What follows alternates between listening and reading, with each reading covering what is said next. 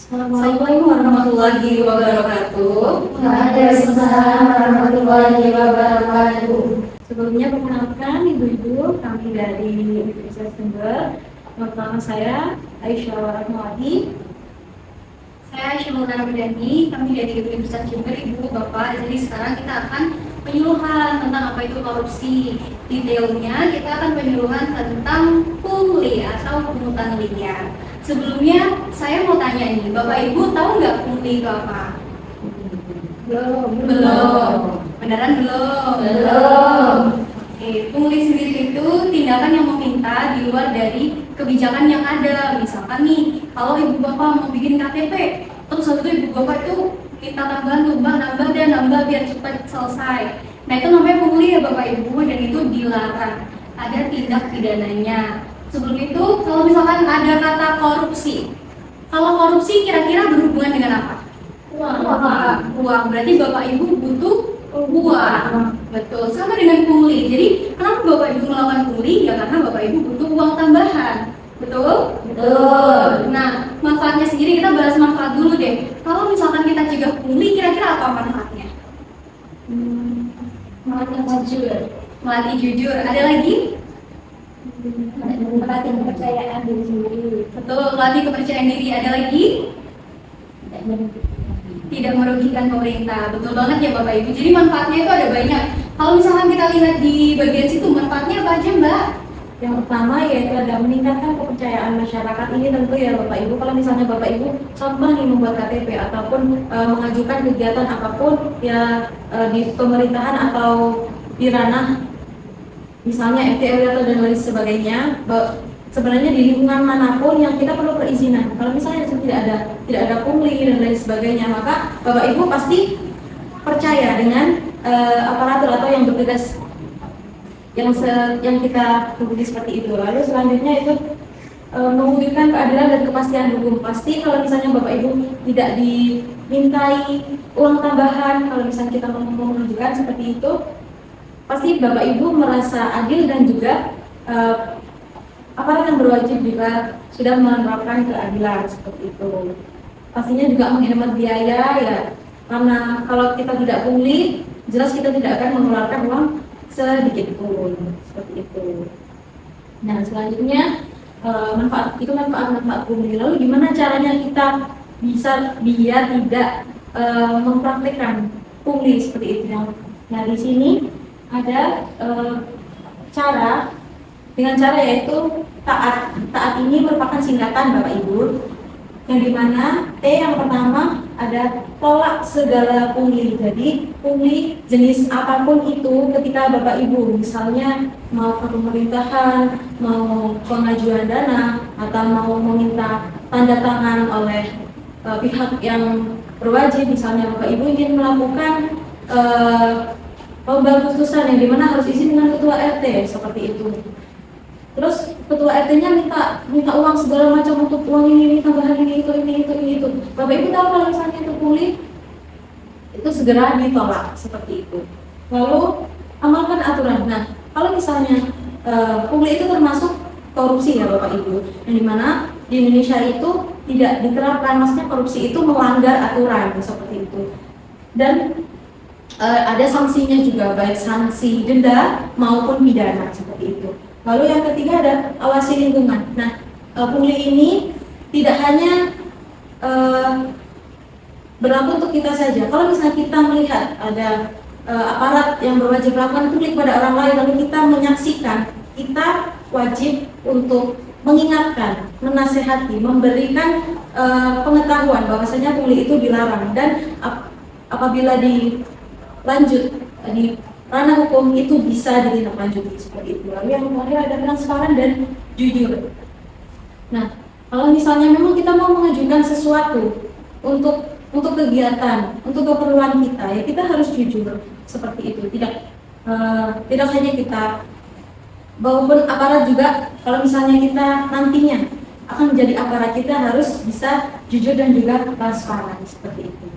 Gimana ibu-ibu, sudah paham semua? Sudah. Nah, saya juga mau sedikit cerita nih Bapak Ibu. Jadi Bapak Ibu di sini kan Bapak Ibu dosen ya.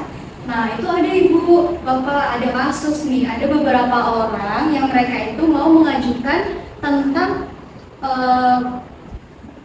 Dana kepada pihak kampus untuk pelatihan. Nah, karena dosennya ini dosen baru, beliau itu nggak tahu kalau ada peraturan bahwasannya nggak boleh minta dana tambahan di luar dari proses. Ternyata ada salah satu oknum, jadi nggak semua P3K itu salah atau korupsi ya Bapak Ibu, jadi ada juga yang korupsi. Nah, karena mbaknya ini belum tahu, akhirnya dia hampir kecolongan membayar dana administrasi untuk minta tanda tangan Bapak Ibu kabitnya. Itu salah satu contohnya dan nggak boleh ditiru ya Bapak Ibu, itu salah nggih. Nah, biar ini kita semangat semua, kita tirukan ya apa ucapan saya. Kita coba yang taat dulu nih Kak. T, tolak segala pungli. 1, 2, 3. T. Tolak segala pungli. Lalu yang A, amalkan aturan.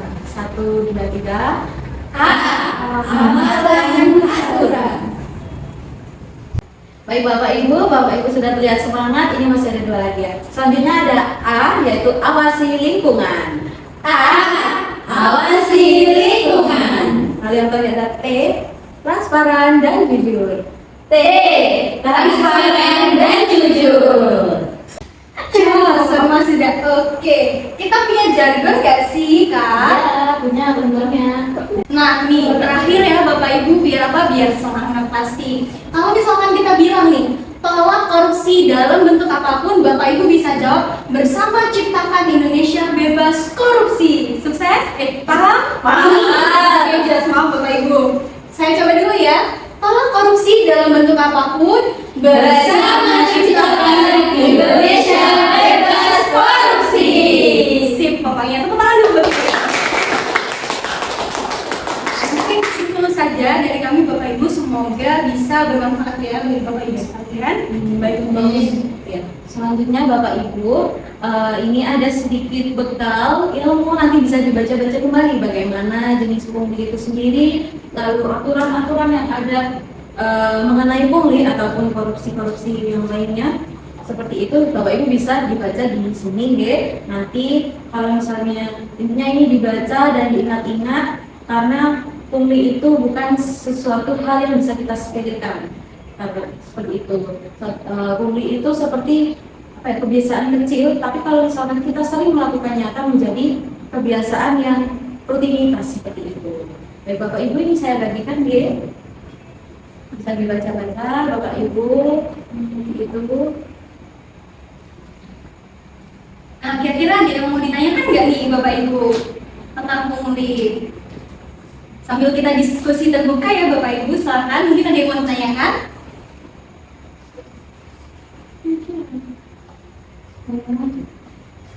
Saya. Ya, silakan Ibu. Gimana Pripon? Ini Mbak, saya mau bertanya, kalau misalkan ada iuran antara sesama guru atau dosen gitu ya, terus misalkan kita itu mengajukan iurannya itu TF, transfer. Nah itu kan biasanya ada biaya admin. Kalau misalkan kita TF-nya pakai QRIS itu biasanya kan biaya adminnya itu beda-beda. Itu apakah juga termasuk pungli? Oke, terima kasih banyak ya Ibu atas pertanyaannya. Mungkin kalau dari saya pribadi, saya jawabnya gini. Sebenarnya pungli ini kan pungutan yang dilakukan seseorang yang ada di dalam lembaga dan masuk ke kantong pribadi. Nah, kalau misalkan konsepnya kayak Ibu tadi, itu masuknya kan ke bank ya Ibu, namanya biaya admin. Kita mau makan dapat pajak, mau apa dapat tambahan juga biaya. Nah, itu artinya memang ada sistem yang seperti itu yang mengikat dan sudah ada undang-undang yang mengikat untuk itu. Jadi, itu nggak termasuk pungli. Jadi, pungli ini adalah tindakan ilegal yang tidak terikat dengan peraturan. Seperti itu. Jadi, kalau kayak gitu tadi nggak masalah ya Bapak Ibu, biaya adminnya bukan pungli. Tapi kalau misalkan nih iuran bulanannya itu nanti misalkan nominalnya nggak pasti, kayak misalkan iurannya sesuai dengan tanggal lahir, nominalnya berapa, nah itu kan tidak ada yang mendasari ya, itu mungkin bisa kita sebut pungli, tapi untuk tindakannya sendiri, untuk biaya admin itu tidak termasuk pungli, Bu. Gimana? Ya.